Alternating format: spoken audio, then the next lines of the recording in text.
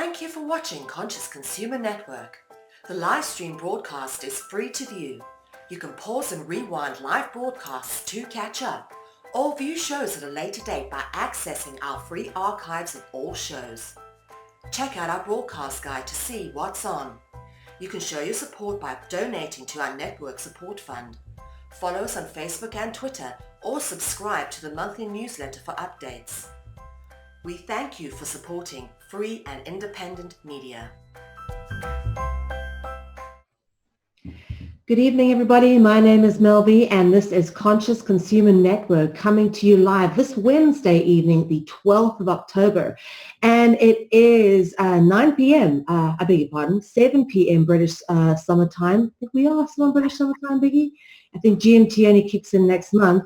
The whole time zone thing's got me in a bit of a whirl, but it's definitely 8 p.m. here in Holland. So I know that my guest tonight is with me in the same time zone. You're in Rotterdam, of course. I'm here in The Hague. So big hello to Jan Golding. Thank you for being with me.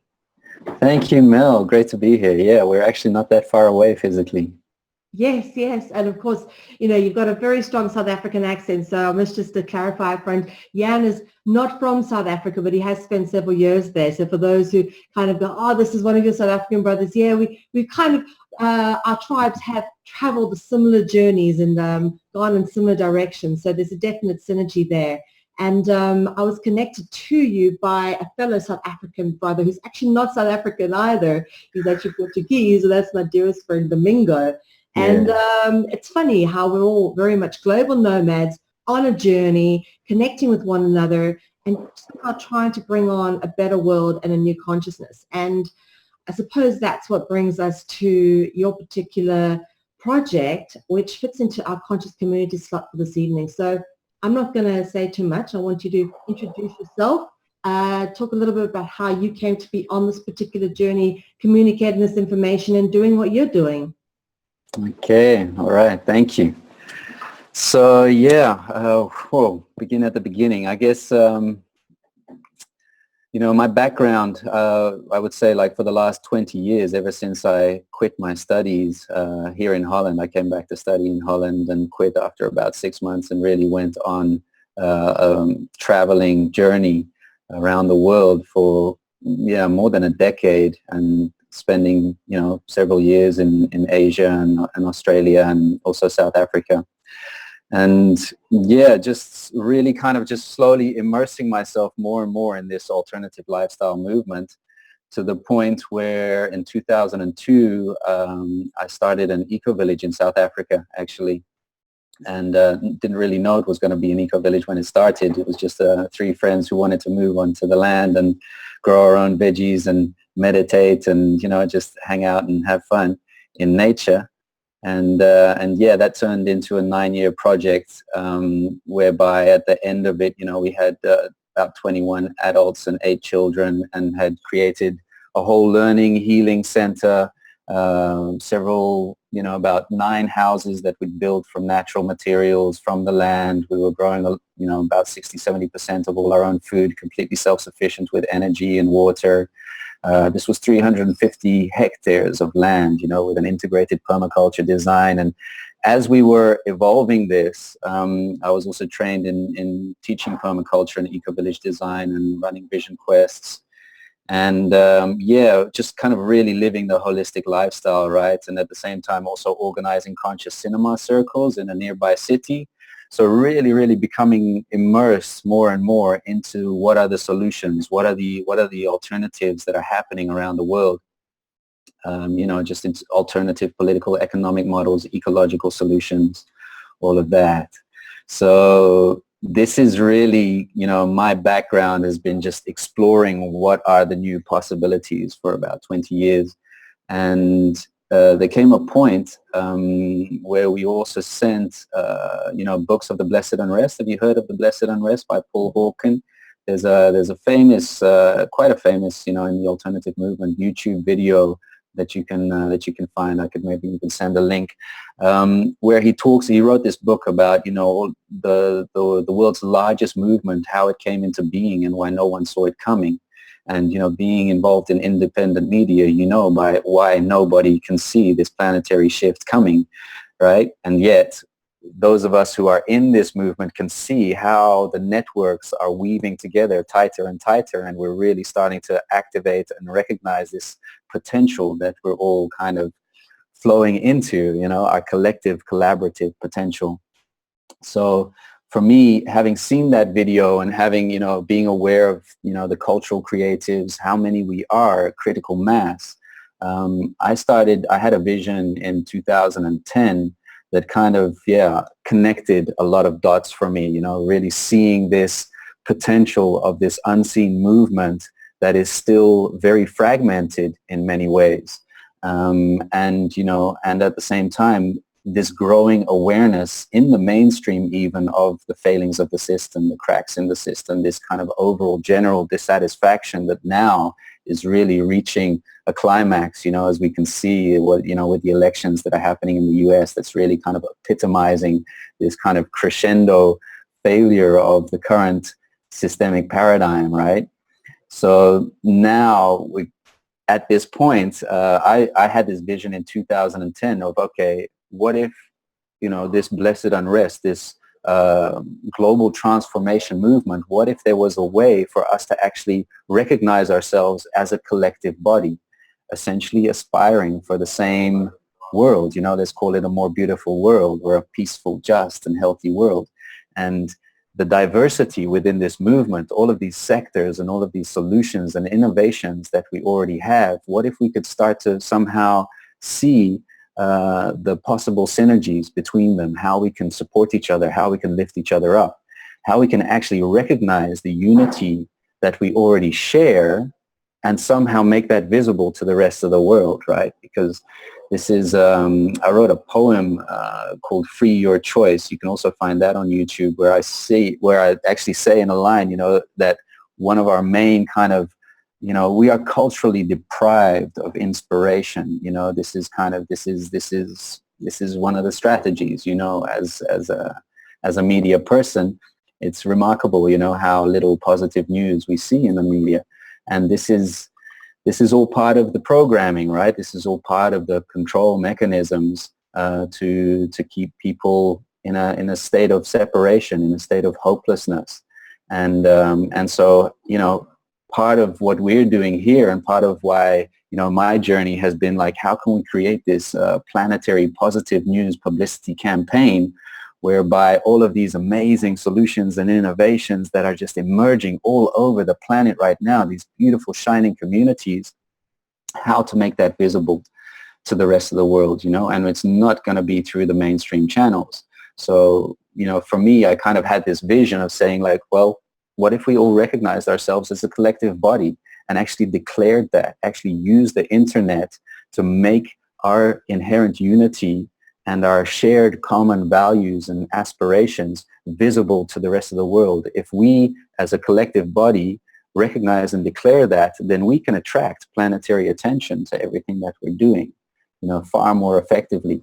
So that's been a little bit my journey, and I've been, you know, on it for about 6 years now. It started with this vision. I called it Our New Earth Vision, one vision, and then it became the Great Unification. And then a year and a half ago, I got in touch with a few other organizations that were starting to pop up with this planetary movement of global collaboration and unity. And we formed a kind of a platform for a network of networks called United Earth. And so with United Earth, we organized a Conference of the Movements here in Rotterdam, December last year. And that was really a very, very exciting event. You know, that was really for the first time that I ever experienced where such diverse organizations, we intentionally went for maximum diversity, you know, just all the different sectors. We had indigenous elders and social architects and sacred technology developers and, you know, very, very diverse, eclectic group all coming together. And within one day, you know, on the first afternoon, we all just recognized, and it was just like, yes, we are here to facilitate this planetary shift on a basis of intentional unification, or kind of like this intention towards working together. And so from the Conference of the Movements, we organized another event a few months later called the United Earth Festival. And that was an online festival, 15 hours long, sharing solutions for a global transition. And we used Barbara Marx Hubbard's Wheel of Co-Creation with the 12 different sectors. I don't know if you're familiar with that. I can show you an image of that, actually. Shall we screen share, or shall we save that till later? Can we do a screen share? Go ahead, screen share if you like. Okay. So let's see. We should have rehearsed this, huh? Because I don't really see an option for that. Don't worry about it. No, but I don't see an option for this. Have I? Oh, yeah, okay. There it is. Share screen. Okay. Desktop. Right. So yeah, I think this is kind of helpful to see, you know, a little bit the overview. We call this the United. You can see me fine? You can see the screen, the Wheel of Synergy? Fine, no problem. Yeah. So for a planetary and collaborative whole systems transformation, you know, this is really, now we're really moving into, you know, integral vision, integral world vision, right? We have a lot of development and innovation happening within each of these sectors. Maybe we'll just go around the clock just to get an idea. Food, environment, water at the top, health, wellness, family, science, technology, energy, housing, infrastructure, transport, arts, culture, resource sharing, economics, trade, ancient wisdom, justice, sovereignty, governance, spirituality, personal development, religion, relations, peace building, community, learning, education, media, and communication. And yeah, that's kind of, you know, there are more subgroups to that, but that kind of gives you a general feel of, you know, really kind of the diversity of this movement and how we can look at it holistically. You know, that's kind of one of the things that gets me a bit annoyed about projects like the SDGs, you know, the UN 17 Sustainable Development Goals, whereby, you know, it's kind of obvious that they're still looking at these goals as separate from each other. And this is so old paradigm, right? This is really, we're all kind of moving into this integral perspective where we can see how everything is interconnected and interrelated. And so all of these different sectors, how can we start to find the common ground or the synergistic possibilities, recognizing that, you know, it's a whole, it's all part of the whole, and each one affects the other. So for the United Earth Festival, it was a continual 15-hour festival, and for each hour we went round the clock. We had 2 speakers, sometimes 3, just speaking about the latest kind of golden innovation or, you know, solution innovation within that sector. So that was a really inspiring event. And we're still in the process of processing the video material because we're still such a relatively small group here, right? It's really, it's kind of like we're a planetary network, very, very well connected to many, many different networks because we've intentionally been branching out into all of these different sectors, really weaving in maximum diversity, maximum inclusivity. You know, it's really about embracing, kind of creating this vessel that holds all, you know, because ultimately everyone is included. But we're kind of consciously starting with the people who are already, the people in the groups who are already working to make the change, you know. And what if we can facilitate somehow that conscious alignment where we align through our resonance to create this new earth that is being born in a conscious way. So let me just, I can just come out of that and stop the share. I could just hold it up for the rest of the interview. It's quite a beautiful mandala, and it tells a whole story in and of itself, right? Because it's holistic. It's looking at the entire spectrum of social change in a way, or the, you know, of human affairs that needs to be adjusted. We're talking about a whole systems change. And this is what is so exciting for me, is that we're really creating the new. We're creating the new models. We're inviting in all the different groups. I mean, I don't know, maybe I should leave you some space to ask some questions now and then, because I could just keep going on, because, you know, we're flowing right into a month-long event that is happening here in our new space here in Rotterdam. And I could tell you all about that too, but I don't know if you have any questions so far. You know what, just keep flowing. I'm dying to hear about the events. That's actually where I want to go next. So. Right, perfect. So this, you know, all of these events that we've organized so far have really kind of culminated to where we are now, which is in a beautiful building that the Meester and the Dutch Foundation that we're working with, they kind of specialize in finding empty spaces or spaces that aren't optimally used, and use them for social projects, startup projects. And they've very kindly been hosting us, United Earth and NewMap, and, you know, different groups that are starting to weave together this kind of core awakening fractal that maybe isn't unique, because there are these little vortexes happening all over the world, right, where people are really coming together. But we're so blessed here that we can actually live together in a building and co-create and network and share information and just sit around the fire together. Last night we were singing around the fire, sharing our visions, and really the energy is so beautiful here. So we've got this building now, 11,000 square meters, and we're kind of, I mean, obviously we're sharing it with other projects as well. But there's huge potential for this building to really become like, you know, this urban example of the new paradigm, inviting in, you know, all of the different kind of local and national groups where they can come as a hub to network and tune in to the planetary source of knowledge and skills and potential and connections and wisdom.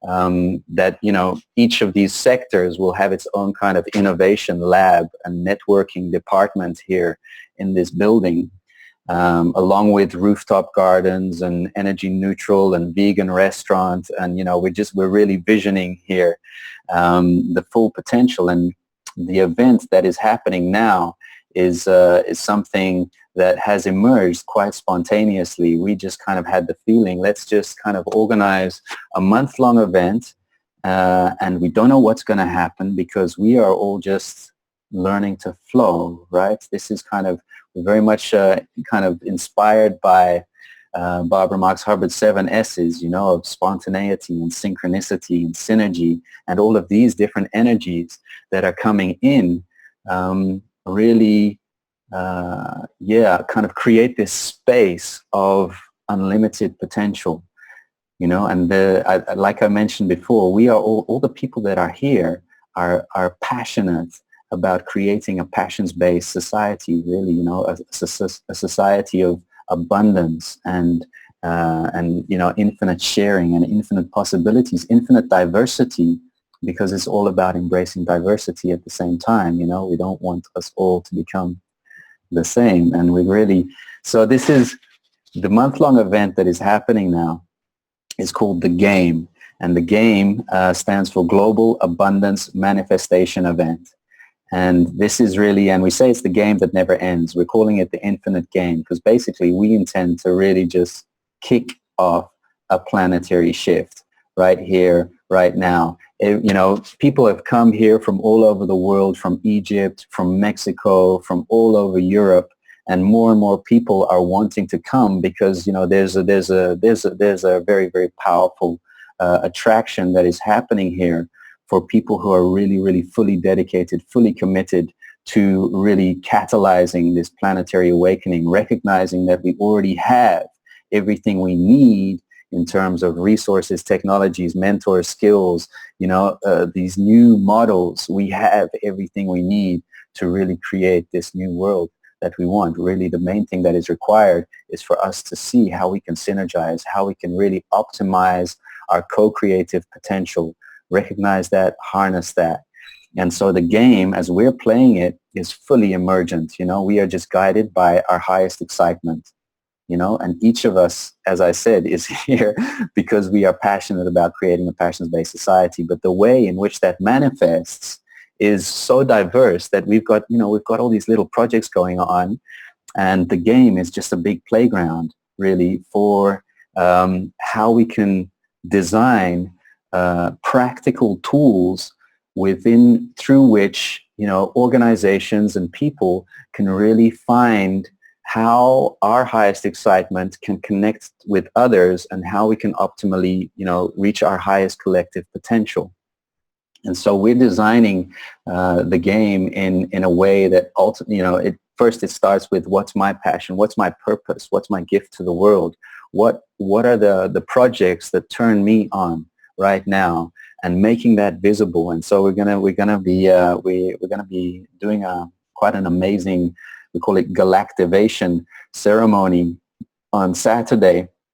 Whereby, we're all gonna be like standing in a circle. It's gonna be some kind of alchemical ritual. We're all just really having fun here and really experimenting.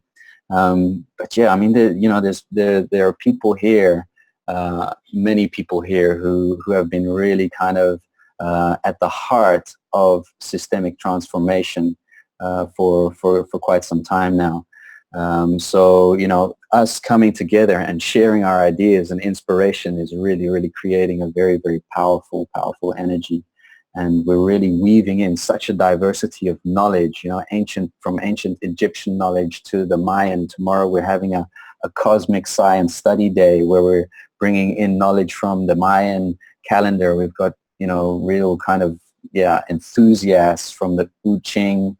I don't know if you're familiar with that, the gene keys, MBTI, all these different kind of new sacred technologies and social technologies and spiritual technologies that are coming together in this kind of cosmic unfolding that is really, really spectacular. At the same time, we're going to be having, kind of more down-to-earth events. Let's say we're actually going to be screening a documentary here called Down to Earth at the end of the month. And that's a beautiful documentary that was made by a Dutch family who traveled around the world for 5 years, visiting different indigenous communities and elders. And the makers of the film, I met them in Paris at the COP21, and we stayed in touch. And they're actually going to come and screen the documentary here in the building. And we're going to be showing other documentaries like tomorrow, Demain, about all of these global solutions and really just kind of awareness raising. We're having ecstatic dance events every Friday here, celebrating, the importance of conscious celebration. So yeah, it's really about embodying this new culture fully. And it's a culture that is just guided by our highest excitement, by celebration, by love, by sharing, by lifting each other up. And this, it feels really, really special to be here, in the game that is really about to kick off this weekend. And we're really we started off these first 2 weeks relatively kind of slow because we really didn't know what we were going to do or what was going to happen. And as everything just becomes clear through this synchronistic magic that just kind of manifests when we're all in flow. And, now it's just all falling into place how the rest of this month can really lead to a beautiful, beautiful crescendo that is potentially going to activate a planetary network of synergy hubs all around the world. Because this is really the game that never ends is our intention. The global abundance manifestation event will not stop until every person on the planet feels they're in abundance. And this is kind of how we catalyze that, is what we're celebrating here. Because we already have planetary networks, all over the place of people who are just dying to play this game and to continue. It's like a relay, right? We're just going to pass the baton, but the batons are going to fractal out into a fractal explosion of a planetary network of places like hack spaces and impact hubs and maker labs and eco-villages and intentional communities that are just going to pick up this energy of planetary transformation and ground it and make it visible and really kind of bring it down to earth where people can really come together in service of the whole and the planetary shift that is upon us. Yeah. And I can totally feel that at the moment. Uh-huh. there's a need within people for that to happen. And people are sick of the existing broken system that we have to continue to feed because it's there, it's not working, it's not serving us, and we're so desperately looking for something else. And there are those of us that know how to achieve that realistic, holistic change through something like a resource-based economy. And I tell you, I can only take the hat off to you for creating the space for people to come together and manifest further, because that is really what is missing, is a place and a way in which people can come together. You're right, there's a huge amount of separatism, and of course that is deliberate. There's a huge amount of obstacles that prevents people from collaborating, and I'm really excited about what it is you guys are doing. But of course, one of the questions that have been coming in is, what sort of infrastructure do you have at the moment? And can you explain a bit about the building setup? Do you own it? What are the facilities? Have you got growing gardens there for food? You know, just general things like that. What is your infrastructure like at the moment? Right, thank you. So basically, the Meesteren acquired this building with I think about a 6-month lease contract, in which time they need to find an investor who can actually buy the building and also finance the retrofitting plans that we've created, you know, that are being created still. So it's really, this is in a way a temporary space potentially. However, you know, as I see it, you know, once people become, and especially conscious investors and transformational foundations, once they really start to kind of pay attention to what is happening here, you know, the fact that we are really working at a whole systems level and the energy that is already coming here, I feel pretty confident that we are going to attract the money to buy this building pretty soon. And you know, until that time, there's not really much sense in investing too much time in creating rooftop gardens and retrofitting, because I mean, to be completely honest with you, most of the events, except for the COM21 where there was a slight budget, we are working pretty much without money. You know, it's like I lived without money up until quite recently for about 1.5 years. You know, we are doing everything here with such little money because we're just fully living our passion, and we haven't yet kind of gotten around. We are basically just trusting that, you know, we are in service to the whole, and at the right time when we are ready, the money is just going to come pouring in, and we can feel that. This is so close, and this is why this global abundance manifestation is really kind of, you know, bringing that intention into the ground. And we're creating a huge vision board in our communal space with all our dreams and all our gifts and all our, you know, intentions and our wish list of the different things, you know, the equipment, the skills that we want to attract, you know, the nourishment. Jump in here with that and say that, Yep. for those of you who are watching internationally, you have to understand that a country like Holland is one of the most densely populated countries in the world. Okay, we have more people per square kilometer here than any other country in the world. That's a fact. What we also have here is a huge amount of empty space, and there is a whole industry that exists around getting buildings occupied cheaply so that they don't get what we call squatted. And they call this kind of term anti-squatting. Okay, so they will get an anti-squat tenant in. They call it an anti-craft to come and rent a whole building for as little as like $100 or €100, and you can have it for a month or by month to month, and they come and they check on it every once in a while. And what they do is they try to make sure that these buildings, whilst they're being sold, that they're not getting destroyed by people who come and, you know, squat it, vandalize it and whatnot. You're kind of like a caretaker paying a minimal levy to take care of this premises for them. That is an example of the whole industry that exists around, and there are several companies who do this sort of what we call anti-craft or anti-squatting letting. So it's a huge industry, which tells you one thing: there's a huge amount of empty space, and it's inefficiently managed. It's a pure greed and scarcity thing It creates a world where you have people who are living on the streets whilst you have empty buildings and empty homes that can be Mhm. inhabited. Mhm. You've got the situation in Spain where you've got as many empty homes as you have got people on the street. Right. Yeah. You know, this is what we're looking at in terms of, all right, we have basic infrastructures, not like it's not there. What we need is the people who are not going to be, when you say we've got to raise the funding to buy this place, what I'm thinking is if the people who own the place aren't actually able to fill it, surely they have some kind of moral obligation to allow it to be used for something that's beneficial to humanity. Do you not think that's, worthwhile putting across to them?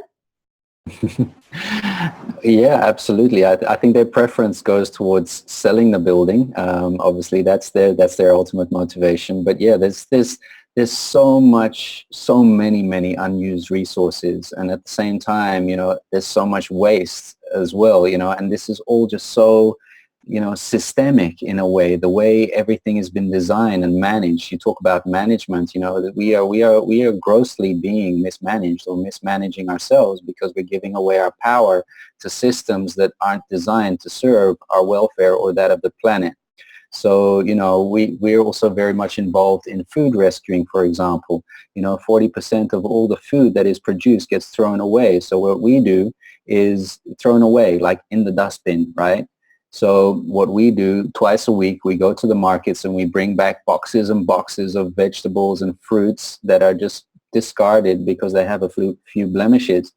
And, so this is also the level at which we're working at, really, just kind of really finding where are the cracks and where can we shortcut waste. I mean, many of us are eating for very, very little money here because we're just getting food for free that is otherwise being thrown away.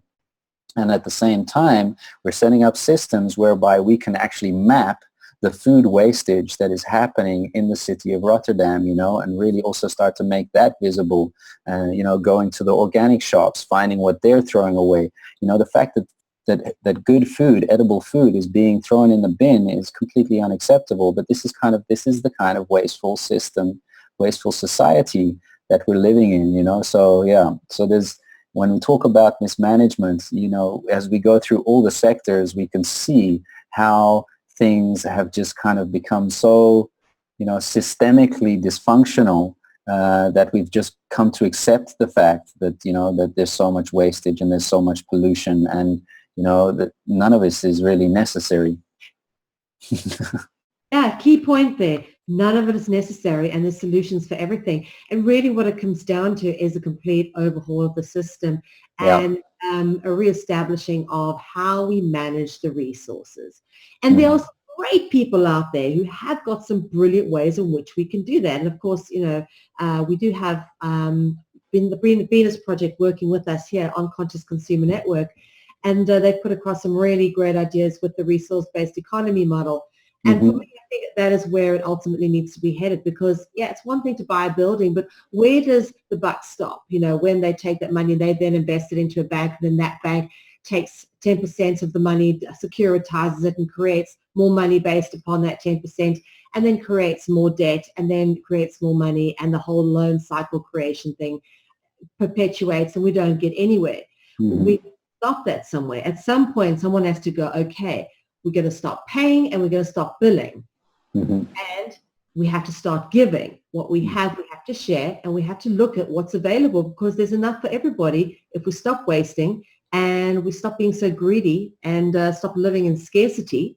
Because that's really what the whole empty building story is about, is the fact that they don't want just anybody living in there. They'd rather have it empty than, have a whole bunch of people living there for free and be helping the community. Have it empty for such a long time on the basis that they might perhaps sell it or that they might perhaps get a tenant. And I can tell you there are so many buildings, hundreds, if not thousands of buildings all over Holland, particularly Holland, even Belgium a little, that are empty and that aren't being used. And it comes right down to a system of greed and scarcity being the absolute root point of why this, imbalance in this wasteful society exists to such a huge and embarrassing degree. Mm-hmm. Yep. So I wanted to ask you a little bit about the itinerary you've got planned for the next couple of weeks, because obviously we're planning on popping down there to say hi to you guys and, you know, get to know whoever is sort of made the Synergy Hub a place for them. Yeah. And we really want to connect our networks with what it is you guys are doing, because I think it's great. For me, the more bringing together of people, the better. The more working together, co-creation, and looking for our ideas outside the box, as you guys are doing. I think, you know, the veganism, the food, it's all bang on point. That's exactly where we need to be heading. Mm-hmm. So, you know, what kind of groups have you got that are coming to talk and synergize with you? Yeah, so it's like I said, it's all very emergent and very last minute. How things are just falling into place. We are connected to many networks, but yeah, we're still like a relatively small team who are holding so many different projects and intentions. We've got the Dutch National Universal Basic Income Network coming in. People working on a resource-based economy. I'm trying to weave in people from the Common Good Hub who are also about systemic change and new economic design. Colin Turner, we're connected to him from the Free World Charter. Basically, also like, you know, we're looking at it from both sides in terms of economic. What are the transition strategies and where are we going? And basically, you know, it's becoming more and more apparent that we're actually moving to a completely moneyless society. While that is quite unfathomable for most people, we need to have kind of practical and rationally comprehensible transition strategies to get us to that point. And, you know, universal basic income could be a solution for that. You know, when everybody has a fixed monthly income, then the whole scarcity paradigm can get transcended very, very quickly. And it's from that space that we can really start to tap into our highest excitement, right? Creating space when we're no longer running around after money. Yeah, go ahead. On that note, I was going to say, since everything is so emergent, I may as well just throw this at you. You're talking about you haven't had a chance to edit and upload some of your stuff. I mean, we're very involved with media and we're pretty on the ball with all that kind of thing. How can we help you guys? What can we do to assist with what it is you're doing? Wow, yeah. I mean, you know, really, media is what is needed here. I've been kind of Skyping a few people in our field who are filmmakers or video editors, but really, you know, there's one filmmaker here, and he is just overwhelmed with all the masses of footage that he's acquiring, and he has to do the editing and all of that. So, and he says this is a conscious filmmaker's paradise. What is happening here, you know? So we are really openly inviting independent media to come here and just get a feel. Even if you just come for an afternoon, you will get a feel of the magic. And, you know, people don't want to leave once they feel and taste what is happening here, because it's very special. So that I thank you for that opening, because that is really something that is really at the heart of the, you know, our needs, essentially, as I see it. One of the needs, not everybody in our group would agree with this, but I'm very much about kind of making what is working visible, and especially when it comes to the network of networks and how we can network together and make this our collective potential visible. So kind of letting people know what is happening here. For now, we're still kind of creating a website, a landing page that we're going to have ready for the second half of October, so that we can start to archive a little bit of the material that we're collecting, where people can really refer to, you know, more coherent information. For now, we really just have a Facebook page. Do you actually have someone dedicated to doing that, to archiving, organizing, and managing your online and social media activities? Have you got someone? There are you know, there are 2 or 3 people working on that, but at the same time, those people are also doing 3 or 4 other projects, you know, and really what we need people who can do that full time. You know, even, you know, we're talking about creating a budget for that. Ultimately, you know, we're going to be attracting the money so that everybody who's working in the Synergy Hub can also just receive a living wage. and still play, exactly the way we feel we want to, because this is the freedom, I think, that is required. We don't want to, we don't need to be limited by financial restrictions, and at the same time we want to be able to reward people who are coming in here in this space and sharing their gifts, to also, for that to be sustainable for them. We're even setting up our own, part of the game is setting up our own internal currency using hearts. And that's something that we're going to be launching this Saturday. So that's, I think, as we create the vision board that I spoke about, the needs for all the different kind of quests and missions that are happening in this building will become a lot more visible, and then we can send that out into the world, because really, this is an open playground for now. We imagine that more and more people will want to come and play, simply because it's so high energy and so exciting and cutting edge. But really for now, there's so much space for people to come and play, especially when it comes to, computer coding and networking and communications and, facilitation, even cooking. It would be amazing to have somebody who's passionate about cooking and come and cook meals for us here, because, all of these systems still need to develop. Sounds amazing. I'm looking forward to coming down there and checking you guys out. We'd obviously love to offer whatever services, skills, and abilities we can to this project, because I think it's great. I think what you guys are doing is amazing. Mm-hmm. And very brave. It's very brave just to be so open to something so emergent, because what you do find in this movement is people who come up, oh yeah, I'm going to create a conference, I'm going to have this room, and it becomes very controlled. Yes. Someone's center of the whole thing, and they're running it, and if it doesn't go their way, then there's a bruised ego, and then things get a bit sour, and then people fall out. And I've watched this happen so many times. So I'm watching what you're doing, and I'm going, wow, this is incredibly brave. Complete surrender of ego. Just, whatever happens. It's an emergent thing. We kind of have a direction we're going. We understand the fundamental orientation. We're trying to create a fair, peaceful, just, sustainable world. Everybody come play. Game on. I love it. Exactly.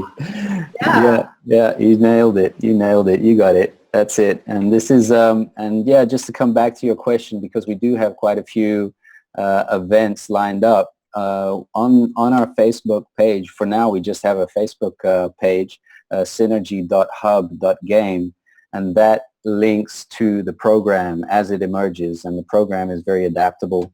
But we've got we're connecting to local economic transformation groups, permaculture networks, transition town networks.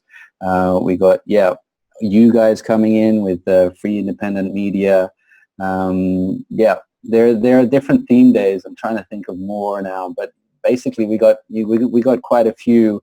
The idea is also to really kind of use that wheel of synergy and tap into the Dutch national networks that represent each of those sectors, and to really kind of weave in on a national scale to kind of help connect the local and the national networks to the planetary movement, and invite also like-minded groups together into a space of emergence, whereby it's not about kind of proving which theory or which methodology is better, but really inviting people who are ready to move into a new space of, we are creating a world where everybody can live their highest excitement in abundance. How can our gifts synergize to create that? It's really inviting organizations into kind of a completely new paradigm of co-creation without forsaking their own autonomy, for sure, but it's really looking at that higher collective potential, and how can we help unleash that and realize that, really kind of, supporting each other. It's just as simple as advertising each other's conferences and workshops, and, sharing our networks is a really big resource, right? It's the networks that are probably our hugest resource when it comes to, this planetary mobilization. And that's important. I'm so glad you said that, because this is one of the things that I found. People get very protective. They build up a so-called online social equity of following, and they're very protective of their databases and their connections, and they very much feel that that's their little island and they want to protect it. And for me, I think this is part of the problem of the mentality. It's a fear-based approach that I'm very much for everybody, let's throw all of our contacts together into an online database where everyone who has a contact, we have them in a centralized place so that we can communicate with everybody. We can get everybody in the loop of newsletters, of conference events. Because let me tell you what has happened over the last few years to the blessed truth and freedom movement here in Holland particularly. It has been so fractured and fragmented by agent provocateurish activities. I won't get into the details. I have been privy to a lot of it, and I'm very glad to see that someone like yourself is brave enough to try and bring this all together again, because it is so absolutely needed. And of course, you, as much as we can do in supporting you whatever way we can, and I would like to perhaps talk to you about, helping you with your website and whatnot. We want to help co-create alongside you guys, and we really enjoy that you're brave enough to create the space, because anything can happen, and my God, that's a huge risk.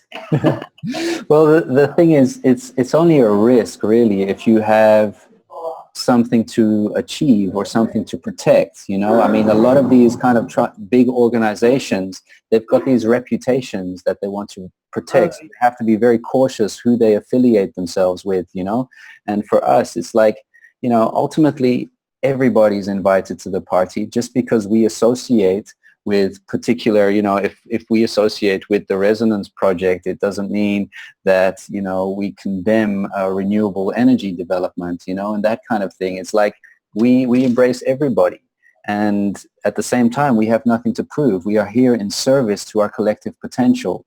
But it's really coming from a space of complete openness and trust, and there's something so spacious about that, and the energy that is here. You really feel that, because there's such a humility that kind of pervades the collective that are working here, because we're here in service, and we're here to really find ways in which we can not judge each other, but really lift each other up into our unique gifts. And so I'm really excited also about your response, Mel, and really kind of feel that you're totally on that vibe of how can we support each other. And this is the future. We're moving into the age of co-creation, and that is the age that is going to lift humanity out of this kind of separation, systemic separation consciousness. And eventually, of course, as we create conditions that are more conducive to hearing truthful information and, inspiring information on how we can actually create the world that we know is possible, and showcase those living examples that are already out there. That's how we can really inspire each other into another level of consciousness, Yeah. Kind of that's how I see it evolving. Oh, my heart. I've almost got a tear in it. I'm welling up here. This is beautiful. And this is exactly what it is all about for me, And let me tell you the sad thing about doing free and independent media is that I don't hear enough of this. I don't hear enough of this kind of thing. I hear a lot of the darkness and the negativity and the problems. And occasionally a few pearls of wisdom, maybe something I haven't heard before.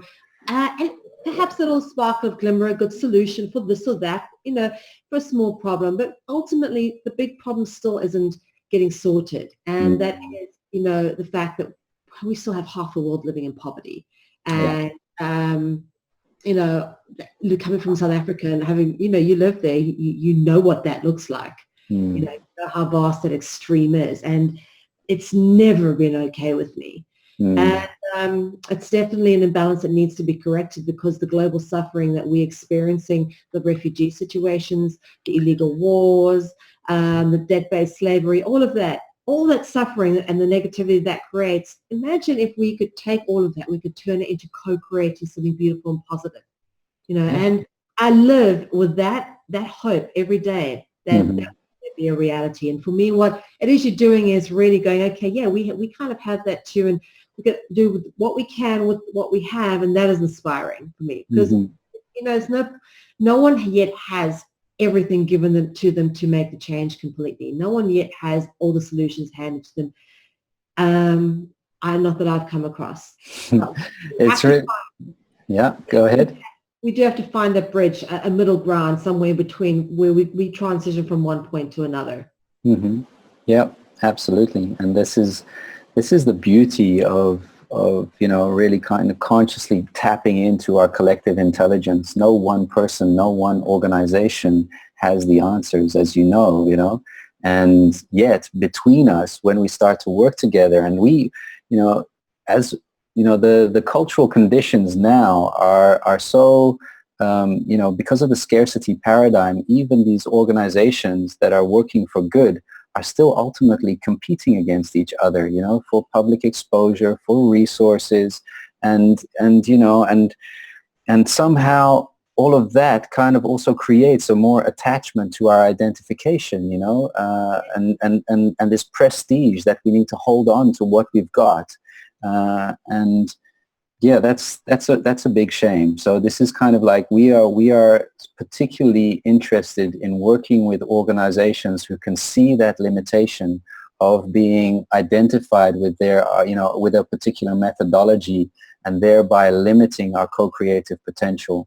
So it's very often the big names that aren't going to be the first to come on board. It's kind of the smaller groups, the lesser known groups that recognize, yes, we are here to support each other. And then slowly, as we snowball, the big organizations, they're starting to pay attention. They go, whoa, what's going on over here? There's a massive network of networks that is forming, and it's with most organizations that we've never heard of. It's really, this is like such a grassroots movement that is emerging.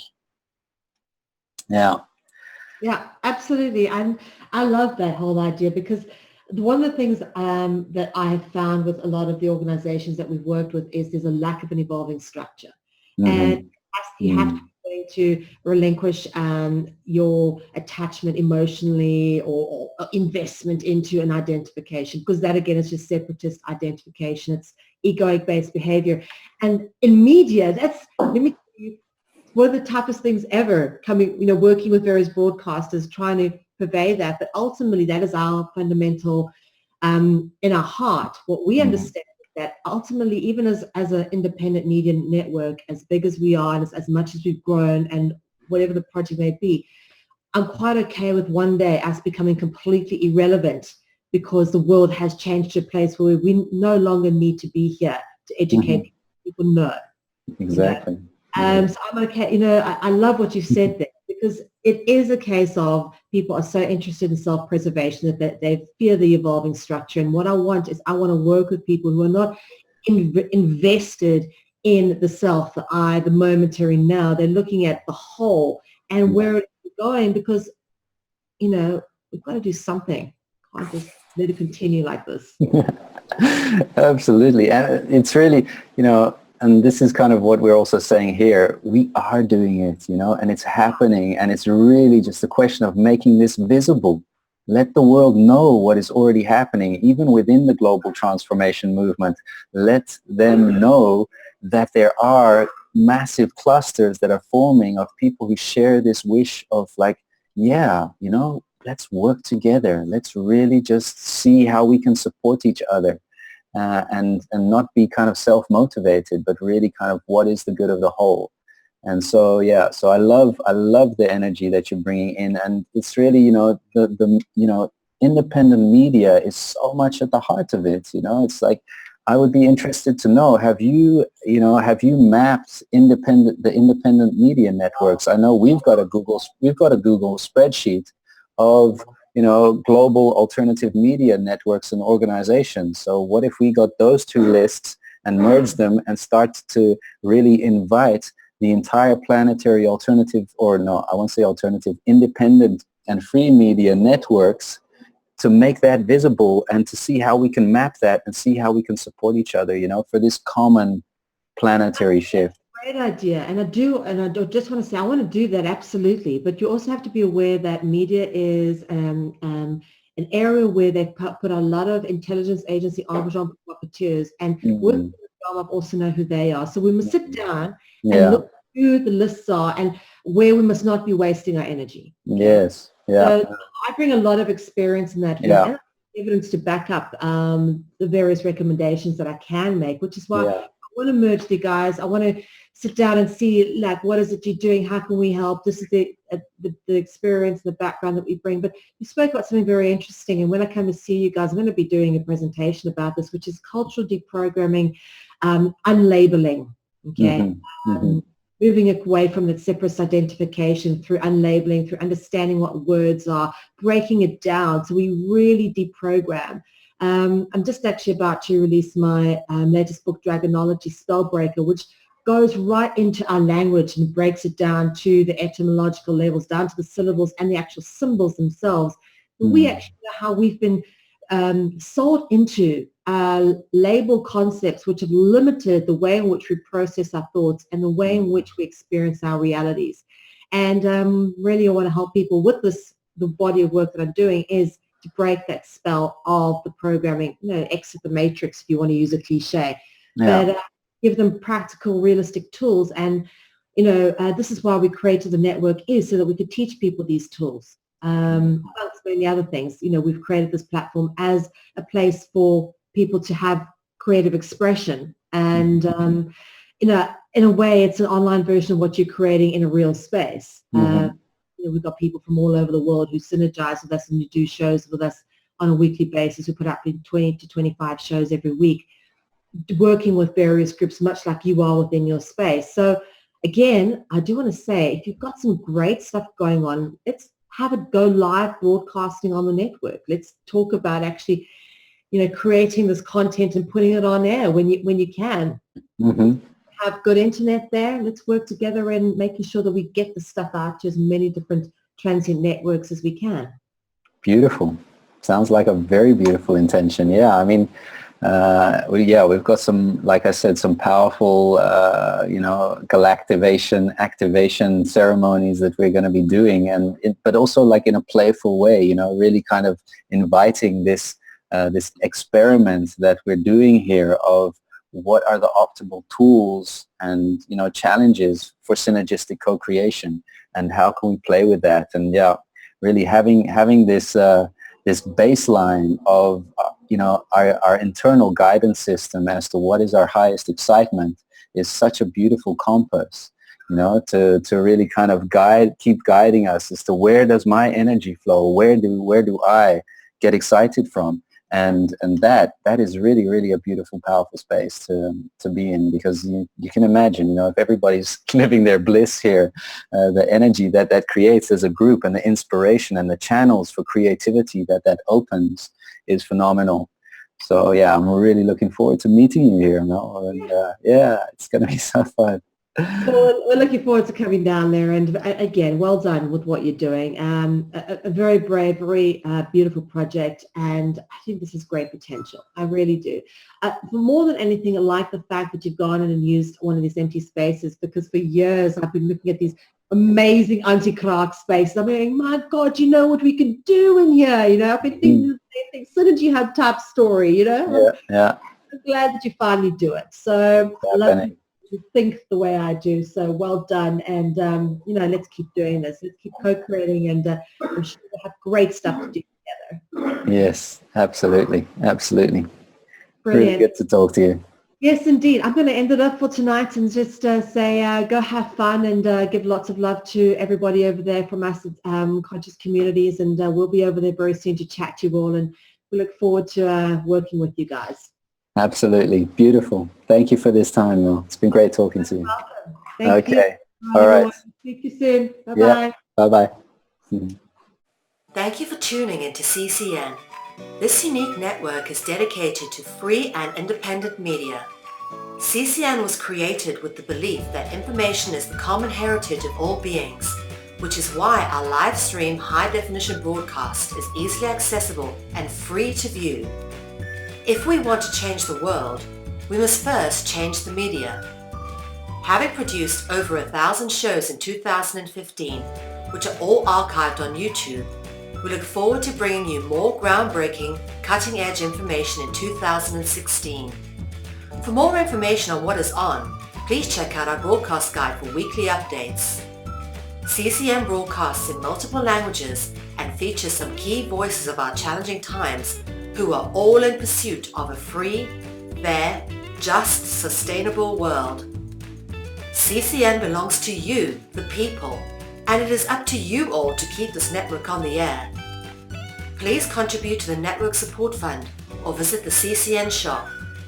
We thank you all for supporting free and independent media.